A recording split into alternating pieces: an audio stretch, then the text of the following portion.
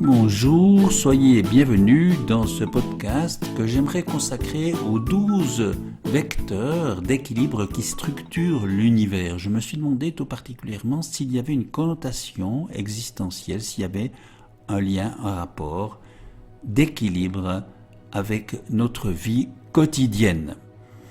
Dans la science unifiée de Nassim Haramein, du moins dans ce que je comprends, il nous est offert une possibilité nouvelle de concilier la science et la spiritualité sur des bases tout à fait rationnelles et originales de surcroît, car elle nous dit que la force de la création se manifeste à travers les échanges permanents, les feedbacks avec le champ de l'espace-temps qui contient toute la mémoire de l'univers. C'est ainsi que l'univers a conscience de lui-même, ainsi que se crée une conscience universelle en lien avec tout ce qui est, ainsi que se canalise l'évolution, que l'équilibre et le déséquilibre se font à tout instant, de manière fractale et holographique. La vie a émergé de ces échanges, de ces feedbacks.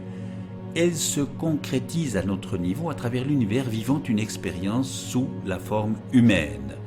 La structure de l'univers est toutefois fondamentalement géométrique. Le vecteur d'équilibre, appelé le cuboctaèdre, est une structure en parfait équilibre vectoriel. C'est à partir de là que tout émerge, que tout peut émerger et rester stable.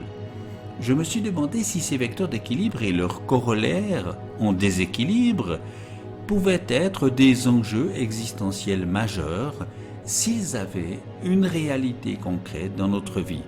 Car fondamentalement, tout provient d'un océan de vibrations, d'informations et d'énergie. L'univers se décline en échelle fractale et en mode binaire.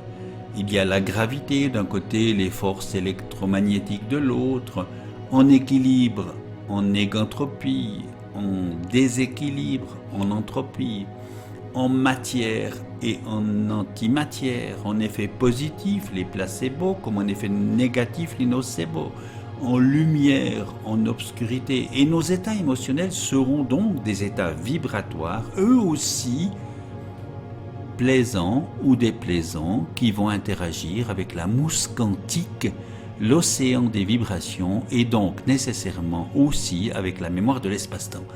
Notre réalité sera donc faite de fuites et de combats, de victoires, de défaites, de tranquillité et de stress. Et par-dessus tout, nous devrons nous confronter, que nous le voulions ou non, à la mort de notre corps biologique, une réalité qui vient nous hanter dès que nous avons l'âge de raison.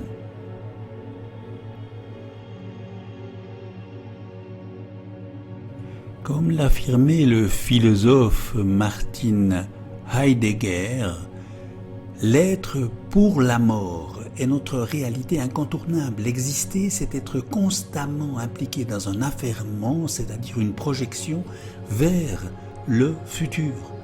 Toutefois, ce mouvement de se projeter n'est pas infini, il rencontre sa limite propre avec la mort qui est la possibilité de l'impossibilité, la mort qui constitue la limite toujours imminente, constamment présente dans tout projet de l'être au monde.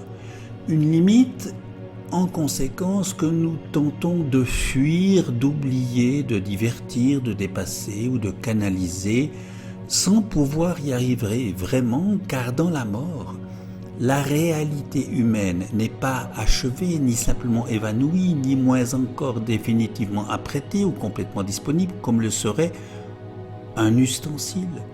Elle est l'inconnu. L'inconnu est l'inconnaissable. L'inconnu est l'indépassable. L'absolument dérangeant qui fait peur, car dès qu'un humain vient à la vie, déjà il est assez vieux pour mourir. La mort suscite la crainte de ce rien, l'angoisse de ce nulle part. Elle nous fait prendre conscience que l'existence est absurde, c'est-à-dire privée d'un sens évident, ou indiscutable. Rien ne peut être défini face à elle comme suffisamment acceptable, suffisamment certain. L'être humain fuit dès lors cette angoisse tout en voulant l'oublier. La mort fascine et angoisse. Et pour Albert Camus, seule la révolte est ce qui confère à l'humain et à la vie son prix et sa grandeur. La révolte vient stimuler l'intelligence ou fouetter l'orgueil dans ce face-à-face avec la réalité qui le dépasse et qui pousse l'humain inlassablement au défi, à refuser par exemple d'être l'esclave de l'habitude, l'esclave des préjugés ou des convenances. Mais la mort sera aussi le moteur de l'ego, l'aiguillon de notre recherche humaine de confort, de pouvoir, de gloire, de richesse et de jouissances multiples et variées. Cette quête permanente est alimentée aussi par le discours déterministe moderne d'une certaine science pour qui l'univers est une simple machine infernale à combiner les possibles en fonction de lois connues, d'autres encore à découvrir et de hasards plus ou moins heureux. Les humains n'y ont aucune place à part, aucun statut privilégié ou protégé, aucune protection à en attendre de cet univers. Ils doivent fondamentalement lui arracher leur sécurité et leur confort, leur survie.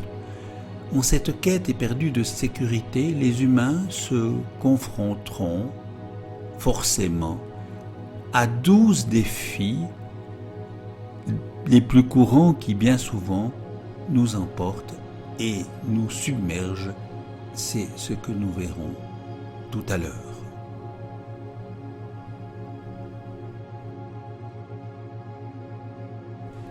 Les principaux vecteurs d'équilibre du côté positif seront forcément l'amour, la paix, la joie, la gratitude, la compassion, la collaboration, l'empathie, le sens de la justice, la bienveillance, la confiance, la sérénité ou encore l'altruisme. Et du côté négatif, du côté chaotique, du côté anthropique, il y aura forcément la haine, la violence, la tristesse, l'insatisfaction, l'égocentrisme, le cynisme, l'indifférence, la convoitise, la rivalité, la colère, le recours à la violence, à la force et le ressentiment. Ces vecteurs vont se matérialiser en fonction de nos choix, de nos actes, de nos paroles, de nos ressentis. Il faut savoir que la loi de la vie n'est pas la loi de la haine, la loi de la force ou la loi des causes mécanistes. Celles-ci sont des lois de la non-vie, de la mort, de l'entropie. La loi qui domine la vie est la loi de la coopération qui tend toujours vers des buts plus hauts. Et c'est aussi vrai pour les formes de vie les plus primitives. Et chez les humains, ce qui tend vers une forme plus haute prend la forme de l'amour. Ces 12 défis positifs et négatifs donc se manifestent et se traduisent en vibrations spécifiques comme le seront aussi nos pensées, nos paroles ou nos actes. Tout a un retentissement, une signature vibratoire qui va constituer notre mémoire de vie avec laquelle nous aborderons à tout instant ce qui se présente dans notre réalité du moment. Toutes les cellules de notre corps en sont immédiatement informées instantanément à travers les ondes gamma produites par les battements de notre cœur qui véhiculent ces informations. C'est ainsi que nous nous adaptons et instinctivement, en fonction de nos vécus, nous tendons à rechercher le contentement mais aussi à éviter la douleur. Nous le faisons automatiquement sans même avoir besoin d'y réfléchir. Mais une conclusion s'impose, tout est alors complètement subjectif, car tout est lié à notre expérience de vie, à nos souvenirs heureux ou douloureux. Nous créons, pour une grande part, ce qui fait notre réalité quotidienne avec ces souvenirs heureux ou douloureux. La structure en 12 vecteurs va se retrouver également dans la musique. dans la gamme puisqu'elle comprend 8 notes et 4 demi-tons avec lesquels vont se construire de fabuleuses symphonies. La musique comme l'univers peut aussi se décliner en mode majeur ou mineur, harmonieux ou dissonant et bien sûr exprimer des vibrations qui vont déclencher en retour des sensations, des sentiments, des émotions, donc des états vibratoires spécifiques auxquels notre corps, nos cellules sont sensibles. Nous verrons qu'il y a dans cette dynamique nécessité d'une relation harmonique.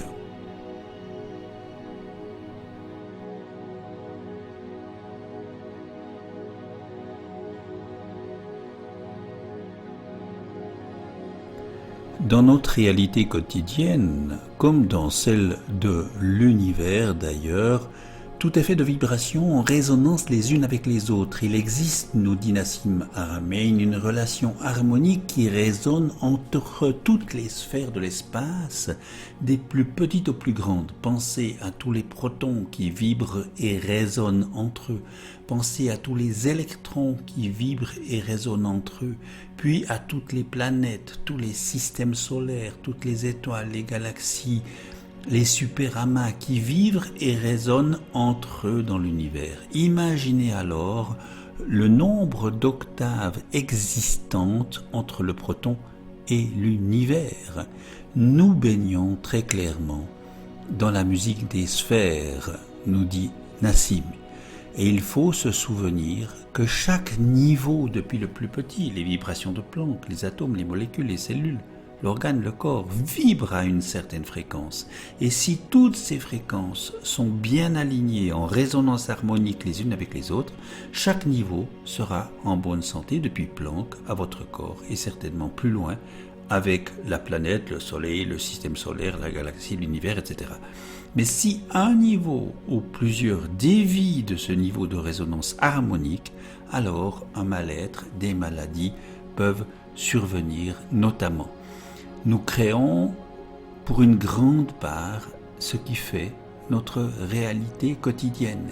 Et dans cette création, il faut se rappeler que l'âme se vit dans le présent. C'est important à réaliser. L'âme s'exprime dans le présent. Et pour qu'elle puisse être pleinement sans être entravée, il faut taire notre mental en cette quête éperdue de sécurité, de confort, de richesse, de pouvoir, de succès, de gloire et de jouissance. L'âme nous parle dans la présence au présent, dans ce qui vit à chaque instant.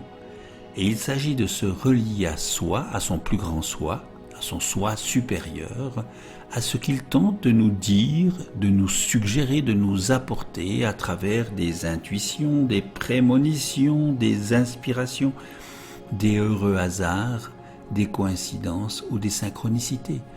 On peut s'y connecter à ce moi, à ce soi supérieur. On peut s'y connecter, c'est important. Notamment par la respiration profonde, celle du ventre. C'est le moyen qui fait le pont. La respiration profonde joue un rôle essentiel.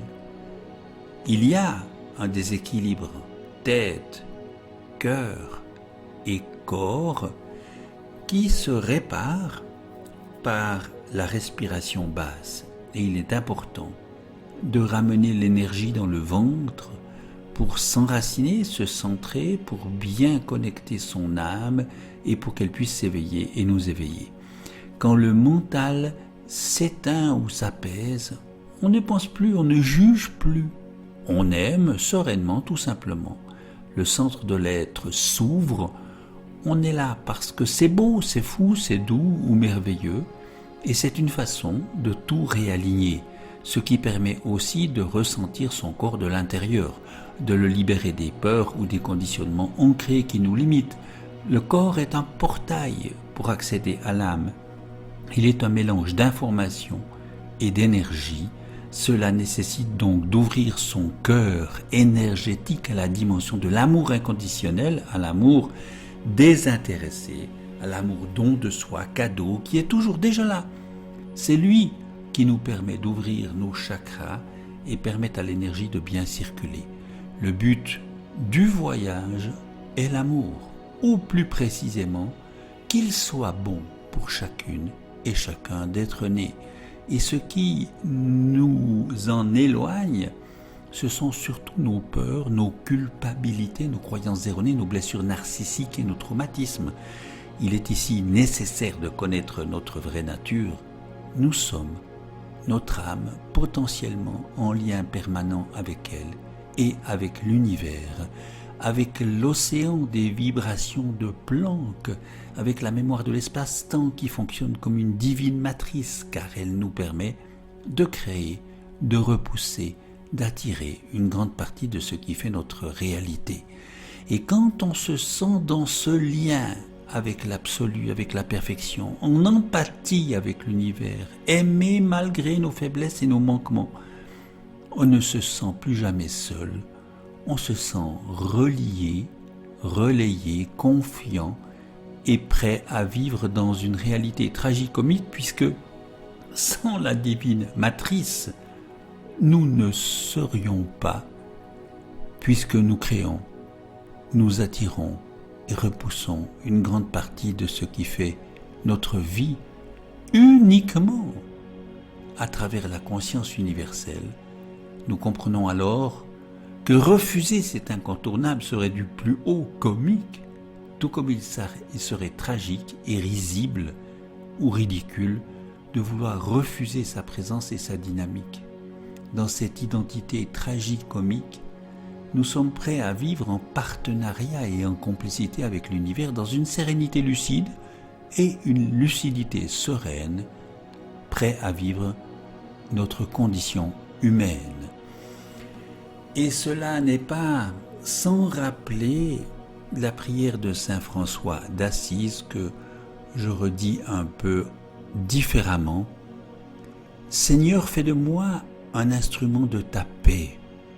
Là où il y a la haine, que je mette l'amour. Là où il y a l'offense, que je mette le pardon. Là où il y a la discorde, que je mette l'union. Là où il y a l'erreur, que je mette la vérité. Là où il y a le doute, que je mette la foi, autrement dit la confiance. Là où il y a le désespoir, que je mette l'espérance. Là où il y a les ténèbres, que je mette la lumière. Là où il y a la tristesse, que je mette la joie. Ô Seigneur, ô cher univers, que je ne cherche pas tant à être consolé qu'à consoler, à être compris qu'à comprendre, à être aimé qu'à aimer, car c'est en donnant qu'on reçoit, c'est en s'oubliant qu'on se retrouve, c'est en pardonnant qu'on est pardonné, c'est en s'ouvrant à la conscience universelle qu'on parvient à la sérénité lucide, à la compréhension que la vie est éternelle.